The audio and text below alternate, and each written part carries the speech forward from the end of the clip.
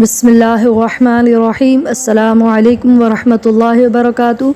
आज मैं आपको बताऊंगी कि आप अपनी ज़ुबान की हिफाजत कैसे कर सकते हैं।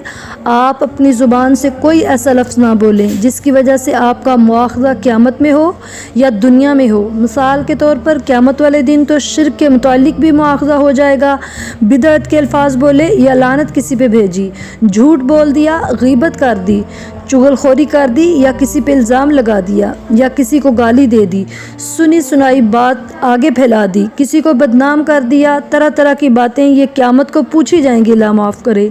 तो इसीलिए हदीस नबी सल्लल्लाहु अलैहि वसल्लम भी है कि जो इंसान के तमाम अज़ा हैं वो सुबह फजर के टाइम ज़ुबान के आगे तरला करते हैं, मिन्नत समाजत करते हैं। हदीस की बात है कि वो कहते हैं कि ऐ ज़ुबान तो अपना सही इस्तेमाल करना, क्योंकि तू अगर सही इस्तेमाल 24 घंटे में अपने आप को नहीं करेगी तो फिर क़यामत वाले दिन हमें अज़ाब हो सकता है तेरी वजह से। तो ये रोज़ाना जो है तमाम अज़ाब वो सुबह तरला मिन्नत करते हैं ज़ुबान के आगे। अल्लाह ने कुरान में भी फरमाया, इन्नस्समअ वल बसर वल फुआद कुल्लु उलाइका काना अन्हु मसऊला। बेशक कानों से भी पूछा जाएगा क्या सुना, आँखों से पूछा जाएगा क्या देखा, दिल से पूछा जाएगा क्या सोचा। सोच अच्छी रखें, फ़िक्र अच्छी रखें, उसके साथ साथ ज़ुबान खुद ब खुद इंशाल्लाह अच्छी हो जाएगी। मैं क्यों कह रही हूँ कि हदीस के अल्फाज हैं कि किसी इंसान का ईमान खूबसूरत तब तक नहीं हो सकता जब तक उसका दिल खूबसूरत ना हो जाए। जब तक बंदे की ज़ुबान सही नहीं होती दिल भी सही नहीं होता।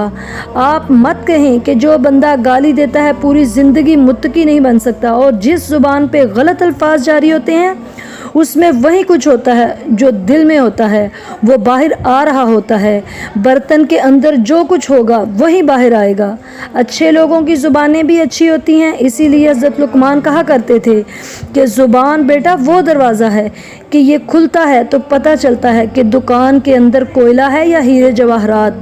ये ज़ुबान अक्कास है दिल के तख़य्युलात की। तो अपनी ज़ुबान की सफाई कीजिए कि आखिरत में पकड़ ना हो इसकी वजह से। दुनिया में मुआख़ज़ा कब होता है? जब इंसान अपना दायरा छोड़ देता है। आपका दायरा क्या है कि अगर आप बेटे हैं तो घर में बाप ना बने। जब आपने बाप बनने की कोशिश की तो फिर घर में ख़राबी आएगी, बिगाड़ पड़ेगा माहौल में। आप बेटी हैं तो माँ बनने की कोशिश ना कीजिए, माँ पे रोब ना जमाइए, वो आपकी माँ है। या ये आपके लिए एक दायरा है जो मुकर्रर कर दिया गया है। आप आम मुसलमान हैं तो फ़तवे मत लगाइए, ये उलमा का काम है फ़तवे लगाना, ये उलमा का दायरा है, आपका दायरा नहीं। आप बुराई को बुरा जानिए, सिर्फ़ पूछिए मसले मसाइल की बात और उसको समझने की कोशिश कीजिए। अगर आप आलिम हैं तो आपका दायरा क्या है कि लोगों को दीन बताना, लोगों को नसीहत करना, लेकिन लोगों के अमाल की मॉनिटरी करना ये शरई तौर पर ठीक है या गलत। अगर कानून को अपने हाथ में ले लेंगे तो आप अपने दायरे में नहीं रहेंगे। कानून कानूनदानों के हाथ में है, आप अपने दायरे में रहकर काम कीजिए। जब आप दायरे से निकलेंगे तो आपको परेशानी आएगी। इसी तरह कानून वालों का एक दायरा है, उन्होंने कानून नाफिज करना है, करवाना है। और अगर वो क्या कहते हैं कि उन्होंने बुराई को ख़त्म करने का कानूनी तौर पर बंदोबस्त करना है, ये भी उनकी ज़िम्मेदारी है।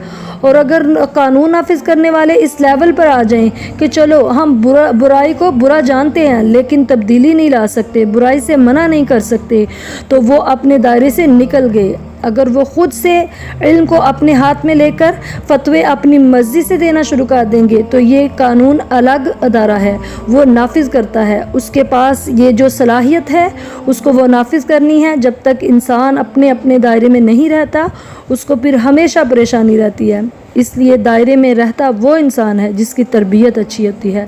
अल्लाह ताला से दुआ है कि अल्लाह ताला मुझे और आपको अपनी अपनी ज़ुबान को सही इस्तेमाल करने की तौफ़ीक़ अता फ़रमाए और हमेशा अच्छाई बोलने की तौफ़ीक़ अता फ़रमाए। वरना हदीस नबी सल्लल्लाहु अलैहि वसल्लम है कि अस्सुकूतु अला सलामती, कि खामोशी में सलामती है।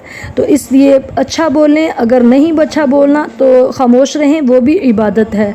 अस्सलामु अलैकुम वरहमतुल्लाहि वबरकातुहू।